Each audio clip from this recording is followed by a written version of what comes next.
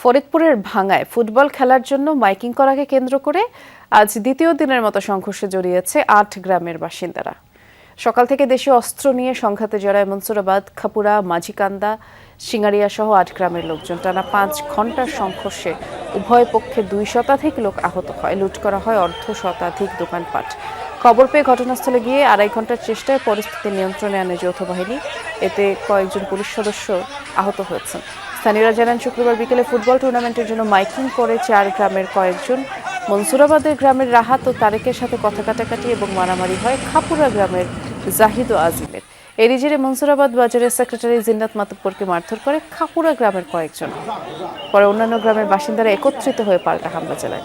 গতকালের সংঘাতে উভয় পক্ষে ৪০ জন আহত হয়। মাঝিকান্দা, খাপুরিয়া, সিঙ্গারিয়া ওরা ৩ গ্রাম এক আর মনসুরাবাদ এক। কিন্তু মনসুরাবাদ গ্রামরা মানছে তারা কার্য করবে না, কার্যের পক্ষে না, কিন্তু ওরা কার্য করবে। প্রায় হয়তো ১০০-র মতো হয়ে যাবে আর প্রশাসনের তো কোনো ভূমিকাই নাই। এ বিষয়ে বিস্তারিত জানানোর জন্য সহকর্মী তরিকুল ইসলাম হিমেল অপেক্ষা করছেন। ফরিদপুরের ভাঙ্গায় আছেন তিনি এখন। হিমেল, গতকালকেও সংঘর্ষে জড়ালো, আজ আবার দ্বিতীয় দিনের মতো এবং প্রচুর মানুষ আহত হলো। এখনকার পরিস্থিতি কেমন দেখছেন, একটু বিস্তারিত করে জানাবেন।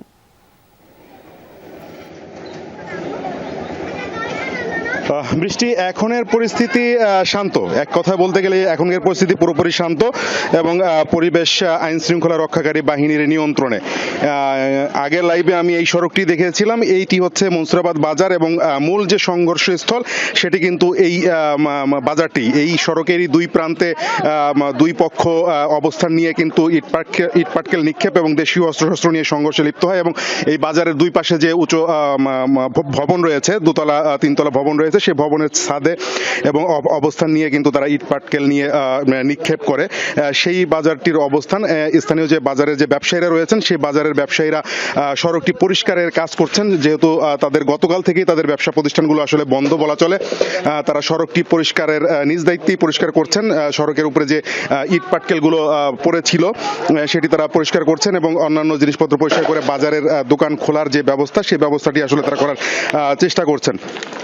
আর এখনকার যে পরিস্থিতি, সেই পরিস্থিতি মোটামুটি একেবারেই শান্ত, স্বাভাবিক। তবে যেটি আমরা দেখেছি যে যেহেতু এত বড় একটি ঘটনা, যৌথ বাহিনী এসেছে পরিস্থিতি নিয়ন্ত্রণের জন্য।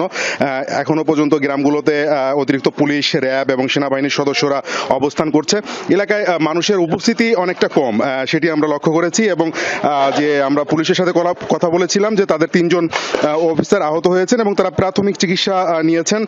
তাদের চিকিৎসা নিয়ে তারা হাসপাতাল থেকে চলে গেছেন। এটা আমাদেরকে নিশ্চিত করেছেন ভাঙ্গা থানার যে অফিসার ইনচার্জ রয়েছেন তিনি।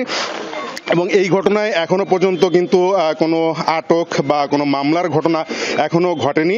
পরিবেশ শান্ত হলে হয়তো পরবর্তীতে যে মামলা বা আইনগত ব্যবস্থা সেটি আসলে নেওয়া হবে বলে জানিয়েছে ভাঙ্গা থানার অফিসার ইনচার্জ। বৃষ্টি, ধন্যবাদ, আপনি বিস্তারিত জানাচ্ছিলেন হিমেল।